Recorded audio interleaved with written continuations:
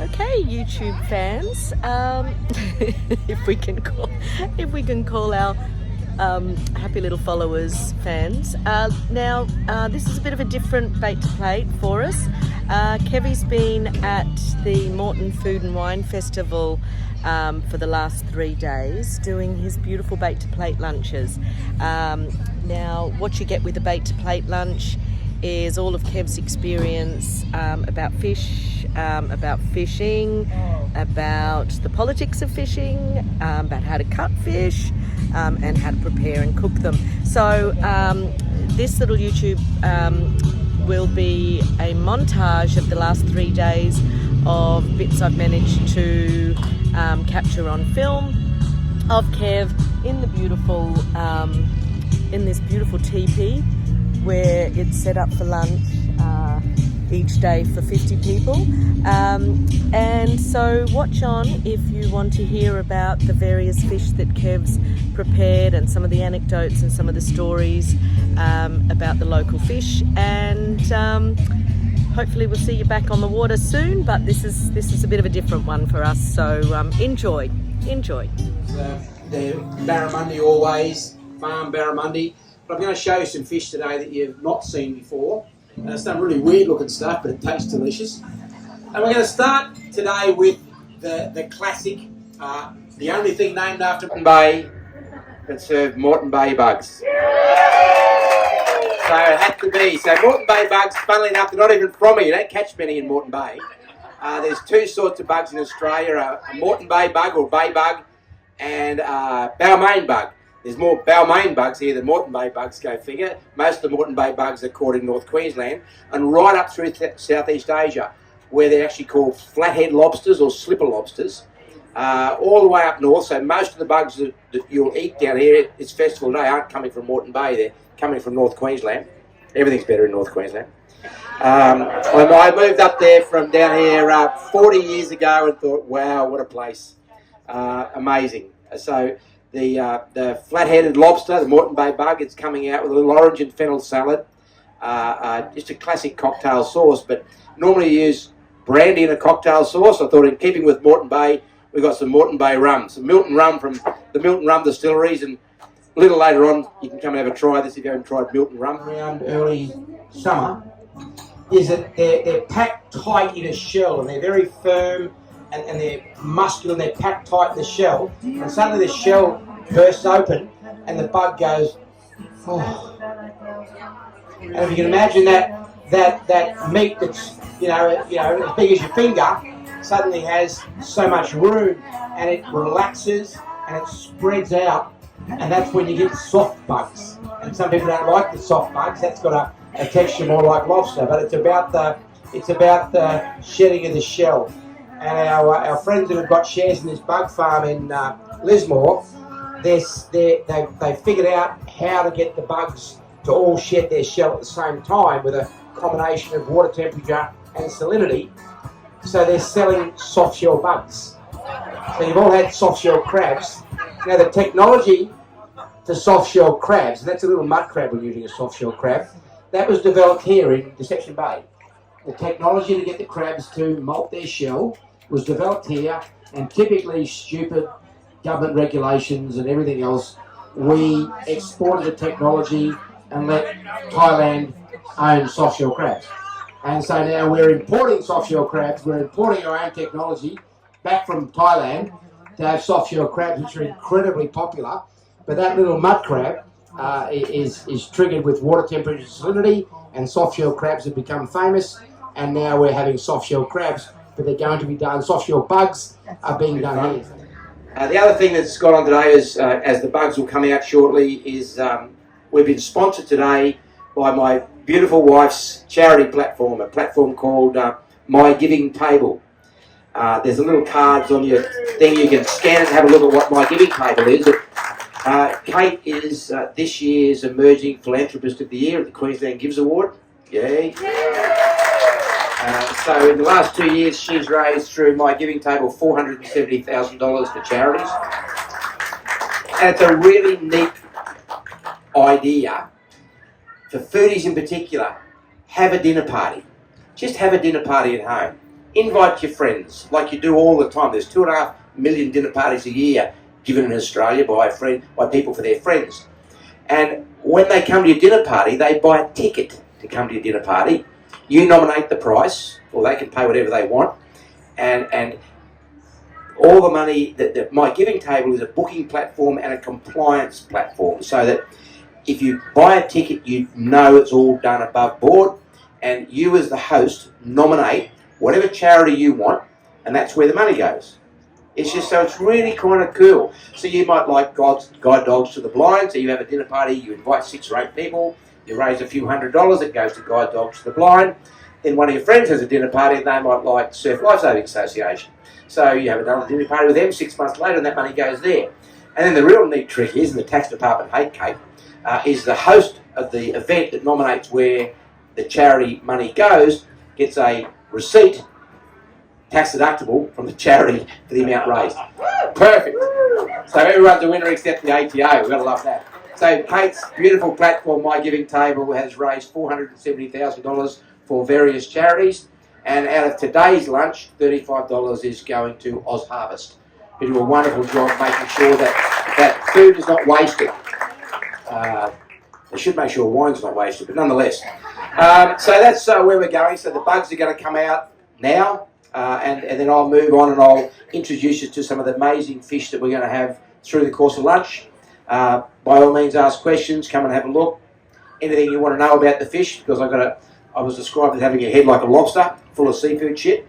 So there's not much I don't know after a lifetime in the industry, and I'm happy to share the beautiful fish that are on our doorstep that a lot of you have never seen, have never heard of, and don't know much about.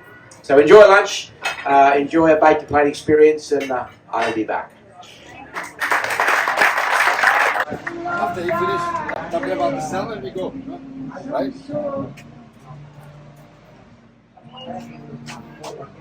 While that's coming out, I'm going to show you one of the really, really unusual fish that we're going to use today, which probably you've never heard of. But there's a fishery that was discovered here only recently, last 10 years. And I grew up here and never saw these things. I saw one that jumped into a boat once and didn't know what it was. But it's a salmon.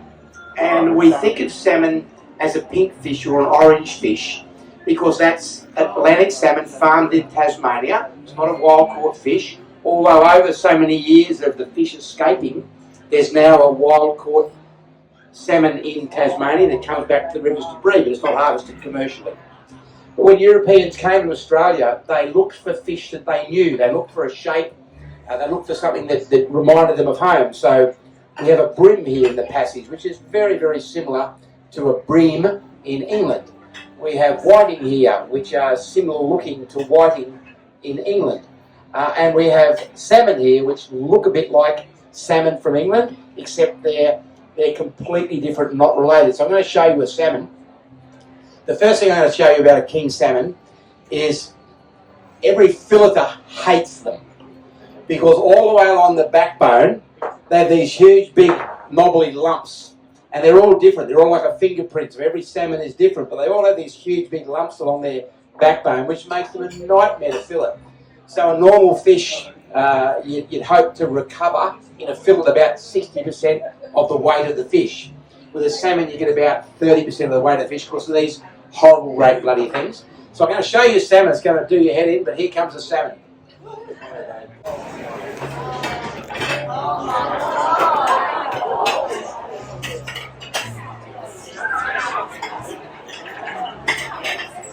So this ugly prehistoric looking thing comes from here.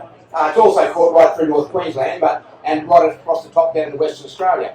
But a recently discovered fishery in the Brisbane River.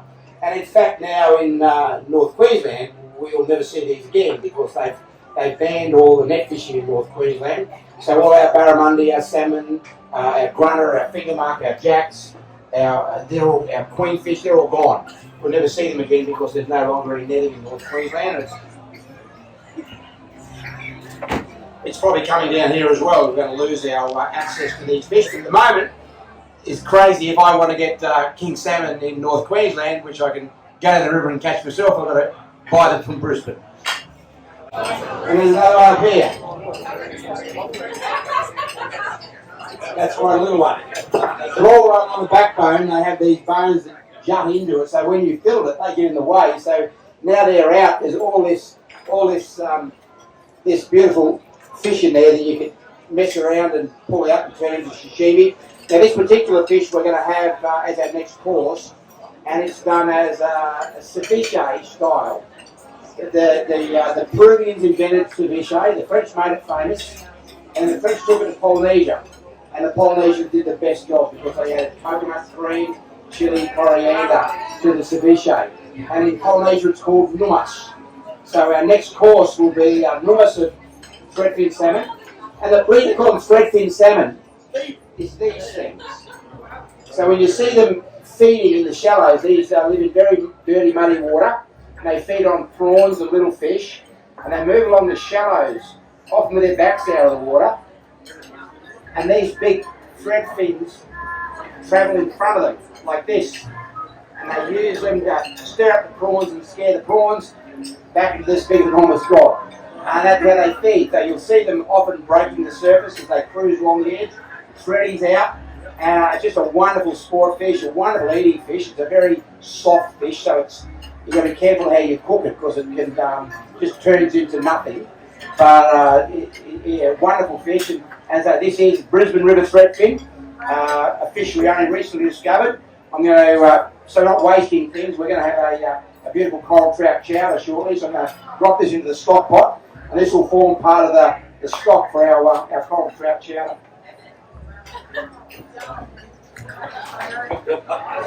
Here it goes.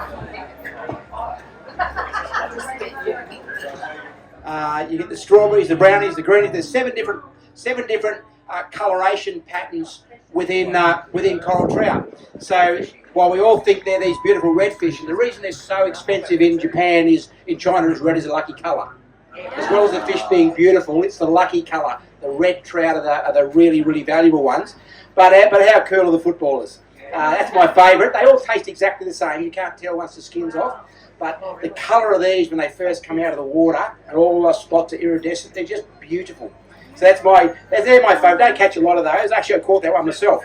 But go me. But I'm going. This coral trout is going into our chowder base, which is just nicely there ticking along. The boys are going to send out our ceviche any second. And these are shared plates coming out now. When I'm serving the coral trout, there'll be little individual bowls for you all. Beautiful fish. Beautiful fish. White, gorgeous, and it's quite firm, so it's a great fish to use in the chowder. I'd never use the salmon in the chowder because it's too soft. Barramundi in the chowder, too soft, falls to pieces.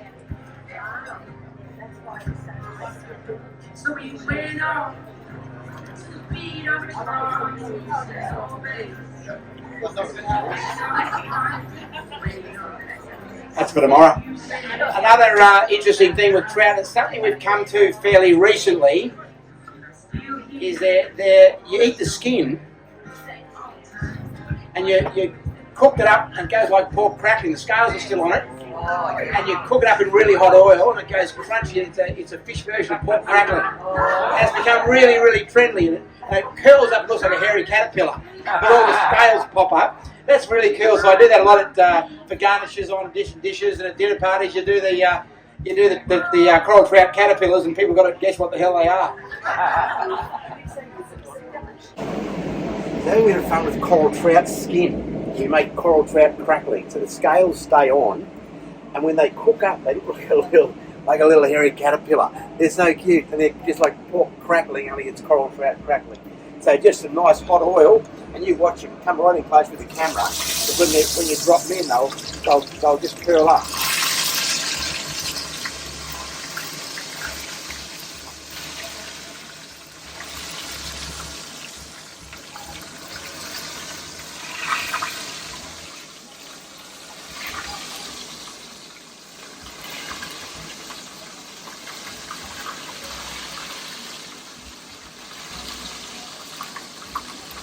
Basically curved because it's straight coral trout skin Coral trout skin with the scales on.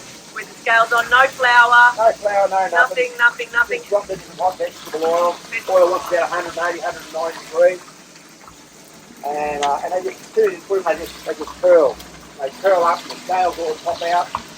And then once they're cooked, we're just going to dust them with some nice sea salt, a little bit of black pepper, and just a lovely little crunchy curio. Coral trout crackling.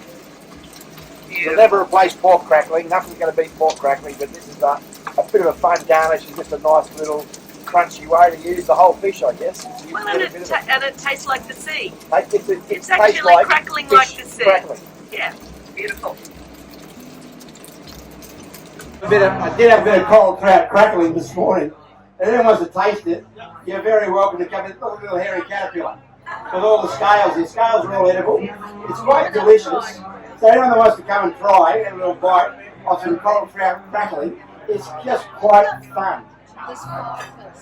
Just take a couple of pieces and share it around. Not much there. I did one piece of skin up. I'll do some more tomorrow. So just a bit of fun. This equivalent of a little hairy caterpillar sitting on your plate. Absolutely lovely.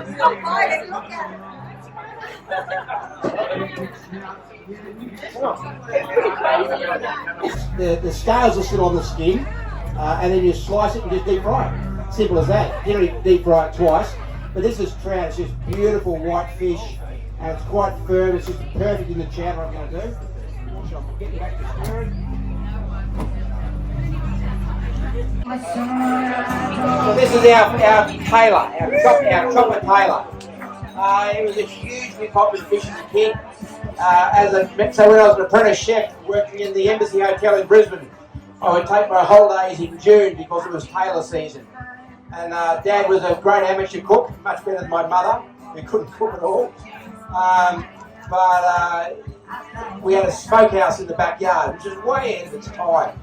To think we'd smoke fish, but we used to smoke the tailor every year, and I knew he had a way of doing it that was just a foggy, distant memory, and I kind of tried to remember what he did and how he would brine it with brown sugar and salt and a little bit of maple syrup, and then coal smoke it for a couple of hours in the smoker, and I sat at the smokehouse the other day, which is up here. The boys have been smoking pork and lamb and all sorts of things, and I smoked this tailor. And as I pulled it out and tasted it, I was just overcome with emotion. It was just, my God. It was a risk dish for me to do because it's not a fish for everybody, and yet it's been one of the heroes of this experience for everybody because they've experienced something that's nostalgic and wonderful. And so we've just coal smoked it, and then we've just warmed it up literally, and it's served with a classic old white onion sauce. That's how you used to have the tailor. And I'll fill it down and show you, but it's not a very nice fish to look at, so I can see why it's not popular anymore.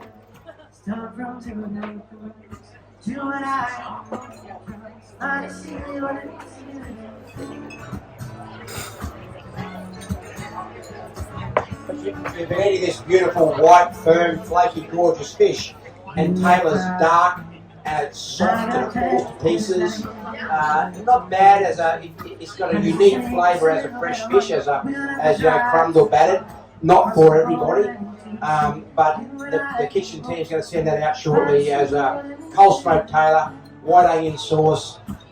Some people will hate it probably, or some people won't be for them, but other people appreciate what they're eating, which is an absolute flavour of Moreton Bay and Moreton Bay history, because this was a fish that so many of us grew up on, so many of us oldies grew up on, and the younger people have never even seen or heard of it.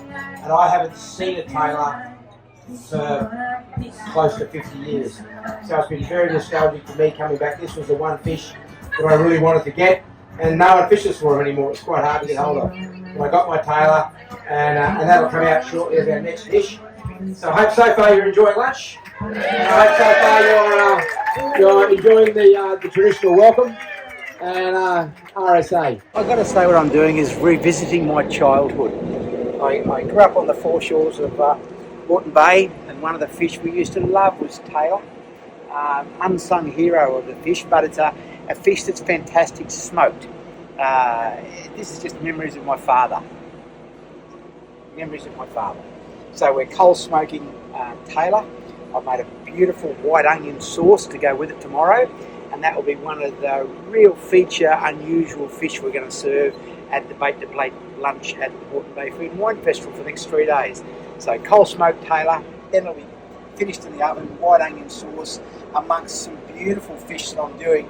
But this is the one that's, I think, nearest and dearest to my heart and nearest to my childhood. A long time ago, 60 years. When I cooked it yesterday, I'm thinking, my God, this is just a stunning fish that's an unsung hero of the fishery.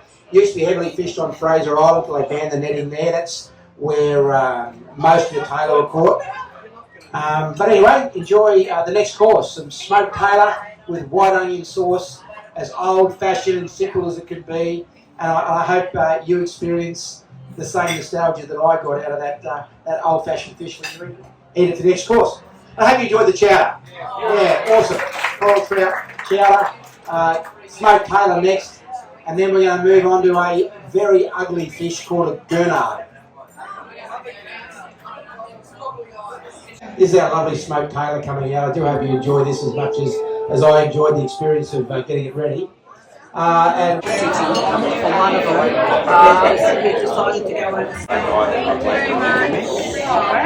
church boy, and it was like the best. I hope you enjoy your tailor, because I've loved every part of bringing it to your table. It was my wrist dish. The other fish are all pretty straightforward. This was a wrist dish for me, but it was I cooked it with my dad. Kind of nice. And I cooked this with my dad's ghost on my shoulder. It's gorgeous. So enjoy the tailor. It's an unsung hero of the Morton Bay fishery. No one fishes for it, no one eats it, no one knows about it except fishermen. But there it is. Cold smoked tailor with white onion sauce. So this is a gurnard, bottom dwelling fish, and it has these big front wings like a flying fish. So they're called dragonfly fish as well. So when you see these in the water and these extended, and they tend to fly in the water rather than paddle along. So it's a deep water reef fish. It's a no one goes fishing for them. It's a byproduct of the snapper fishery, and also gets picked up in the scallop nets a bit. So again, a byproduct catch rather than a fish that's fished for. But really sharp and bony. There's little spikes all over the head, little horns. So again, the dragon thing with the horns and the wings. But that's a gurnard.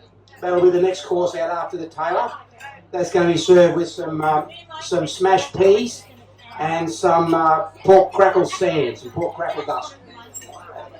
Years ago, these used to be a scallop substitute.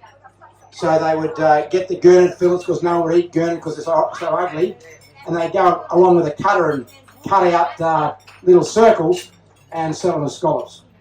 And because pork and scallops and ham and scallops had become a thing, we thought we'd, and peas and scallops, we thought we'd match a scallop fish with classic, a scallop-like fish with classic scallop accompaniments, and we'll serve the gurnard like we'd serve a scallop. They're beautiful. You will never throw one back again because they're delicious, or deluscious. You know, young Kiwi friend. I'll take the pus out of you all day, it's all right. A bit like a flathead, they've got a funny rib cage arrangement.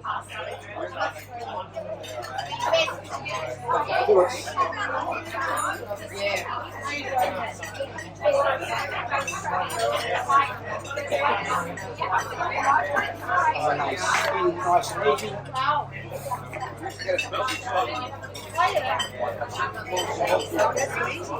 And then you pin bone it.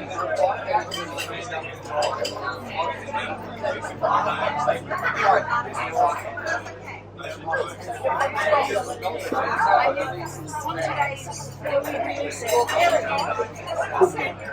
this is a substitute. So really what you get. It's a they're beautiful as well,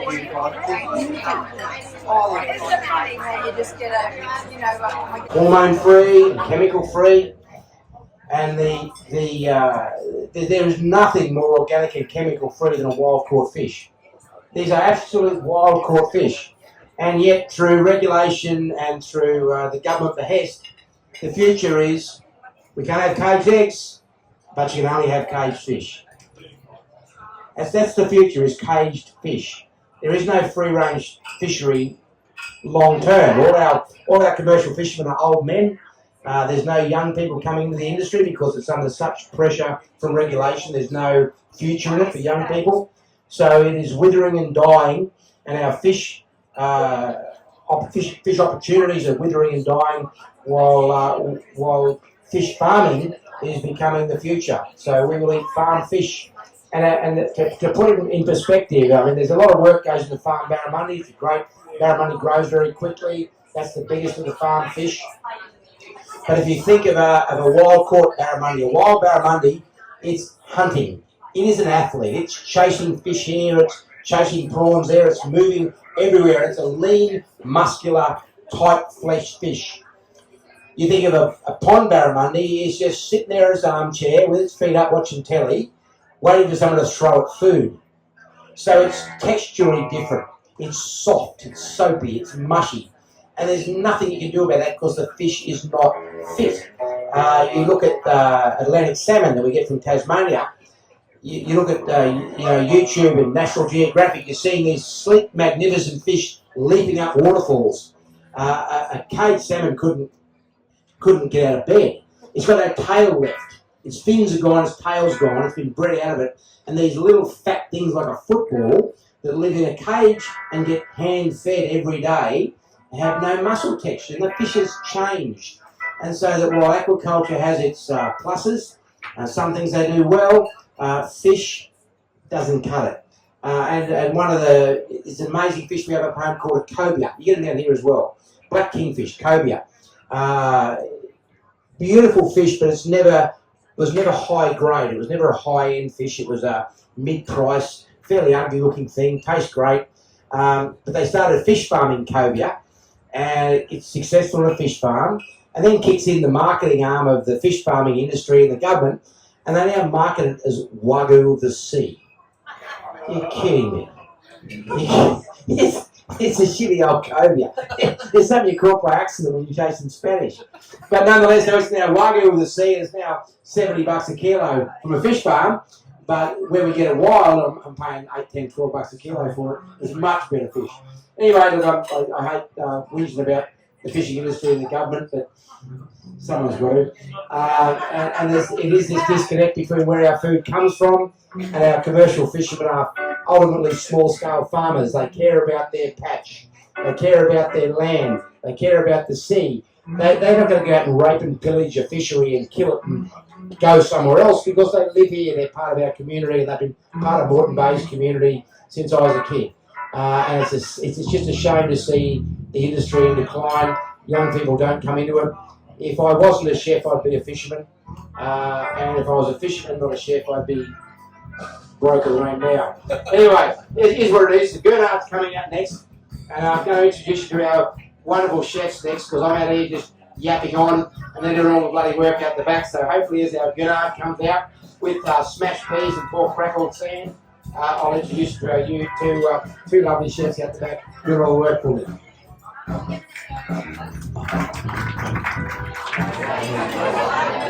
So as you're enjoying, I hope you're enjoying your Gurnard, whatever. I'm going to introduce you to the last fish, which reputationally, beyond the coral trout being a North Queensland fish, this is the premium fish out of the Moreton Bay fishery. It's a fish called a pearl perch, or as a kid we used to call them nanagai. So it's a deep water fish, so it's caught very deep. It's all line caught, not net caught. And when we talk about sustainability of fisheries, there's not a line caught fishery in the world that is unsustainable. Fish learn, they shut down. You cannot overfish a line caught fishery, only a net fishery. So the nannygai or pearl perch, it's got called a pearl perch because it's got a neat little bone, oglet in its head. It determines its age, but it also looks like a pearl, which is where the pearl perch is just located in here. I'll see if I can drag it out. And that used to be polished up and used as jewellery. But pearl perch is a beautiful, fine-grained fish, beautiful flavour, and like most deep water fish have a beautiful flavour. We're going to serve that. I'm going to make a beurre blanc, classic French sauce I'll talk about as I make it, and some neat little fried potatoes that will go with this. But as we finish this dish, I'll move on and start making the sauce. Again, I'll knock aside of it and have a little look at those that want to. Whereas the coral trout was a really flaky, open texture, quite firm. The pearl perch is very, very fine grain. There's no flakes. Softer fish, but the flavour is just stunning. And again, as a kid, as I grew up and we ventured out of the passage into Morton Bay, out off Morton Island, this was the fish that was the prime. You were catching the same area as the snapper, but pearl perch was the one. And again, I have memories of my dad and I off Morton, off Deep Tempest and Little Tempest, catching pearl perch out of 180 foot of water and being so thrilled to take those home. Such a difference to the flathead whiting and brim that we were used to in the passage. And so that pearl perch, this is regularly $60, $70 a kilo in the fish shops down here. And definitely worth it. It's one of these great fish that you'll enjoy with the beurre blanc and the potatoes. That'll be next batter up. So how is the canard? Cool? Nice fish, eh? You're never going to pick at the fish shop just for the name. Very, very unfortunate name fish. Pearl perch, much better.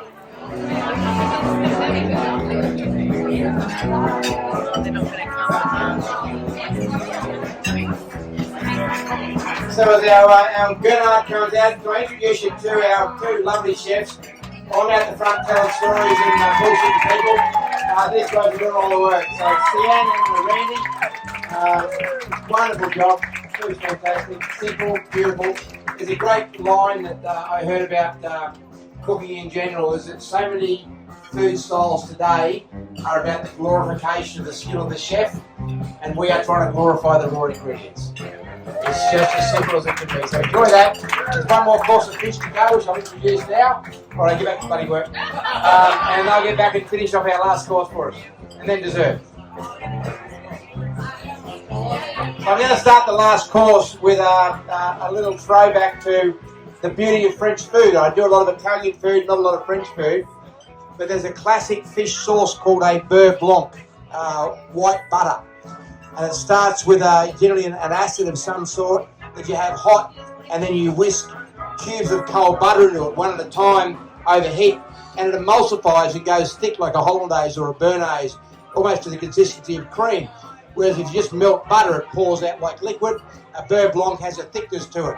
But I start with a whole bottle of Sauvignon Blanc, and I reduce that over on the stove, so I evaporate off the water, and unfortunately the alcohol, but that's a whole bottle of Sauvignon Blanc. And that little bit of acid, that little bit of, so that the whole flavour of a bottle of wine is still there. It's just concentrated down and down and down. So if anyone wants to come and try this, you're welcome to. It's not super pleasant because it's got all the fruit, all the acid, all the complexity of a full bottle of a nice New Zealand Sauvignon Blanc, just condensed down into 60 mils of liquid. And into that I'll put about 600-700 grams of cold butter, but it thickens on the stove as you whisk the cold butter, has to be cold butter, into the hot liquid. And it makes this beautiful sauce that'll go with our pearl perch, which is the last fish we do.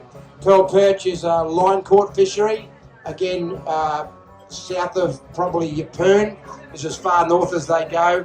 It's a deep water fish, it's all line caught, so incredibly sustainable. There's not a line fishery in the world that's been overfished. So it's a line caught fish only, never netted. Very premium fish. In the fish markets here, you're paying north of $50 a kilo for pearl perch. Great fish. Its closest relative is a Western Australian fish called a jewfish, but spelt DHU, as opposed to the jewfish or mulloway, which is JEU. DHU is the famous Western Australian jewfish, and this side of the country we have its close relative, the pearl perch. It's called a pearl perch because it's got an anode. It's got a little bony lump that adheres through in the back of its head, which when you pull it out is like a pearl, and each year of the fish's growth is layered like a tree ring, and those pearls out of a pearl perch can be polished and worn as jewellery, which they've been done for many, many years. So we're going to have pearl perch with a beautiful potato that's been fine sliced on a mandolin, soaked in cream that's been neeped with roasted garlic and thyme, baked in an oven and then pressed under a heavy weight to set it, and then sliced and pan fried to make a beautiful old potato dish called pommes dante. So a bit of French inspired for the last dish of the day. I'm going to make the beurre blanc here, and once the pearl perch is served, I'll bring the sauce around to the table and pour it over the fish. But if you do want to taste this reduced wine before I start working with it, because I say that's a whole bottle of wine, so all the flavour, all the acids, all the profiles of a whole bottle of wine. Unfortunately, the alcohol is reduced down to that little drizzle of beautifulness, which will make our beurre blanc sauce.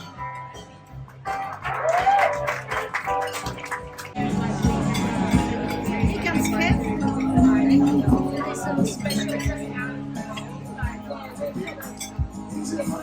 Oh, just do it. Just do it. Wow.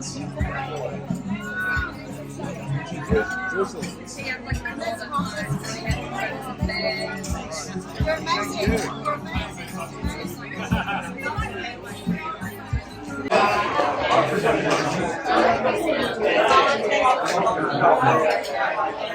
Beautiful, thank you.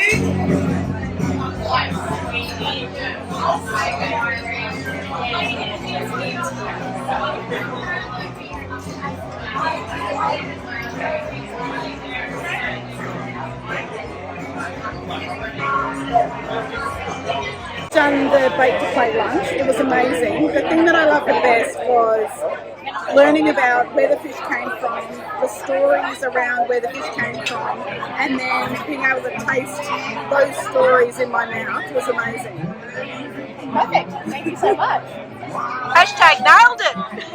Hi, baked to plate has been amazing. We've had a delicious course dinner with wonderful seafood options. We're about to have dessert. Can't wait. Honey butter with vanilla and cakes donating $20 for our meal to Oz Harvest today. So can't wait. So I'm here all the way from the Whitsundays, and I've come down to Moreton Bay just to experience the Food and Wine Festival, and honestly it's like day 3 and it's been incredible. I can't believe the amount of work that goes into this. It's huge, and I know that it grows every year, and I think it's going to grow from there. And one of my biggest joys and one of my biggest pleasures is to come and be fed by Kev Collins. And obviously I'm from the Whitsundays, and I get to eat all the delicious food that he's supplied from Fish Divine. However, today it is Element, absolutely beautiful local produce, and I'm just so proud to be here. I represent the Whitsundays, but to be honest, Moreton Bay has got to be my best second. So this young lady's uncle taught me how to fish. Wow. 55 years ago at Donnybrook, and I remember going to Caloundra with him overnight, doing my first trip to Caloundra, catching bream with Herbie Bircher, the king of the pin. He was the king of the pin. That was his name. Yeah, I used to fish with independent angles. Eric with his rods and his reels. He's our already sidecar.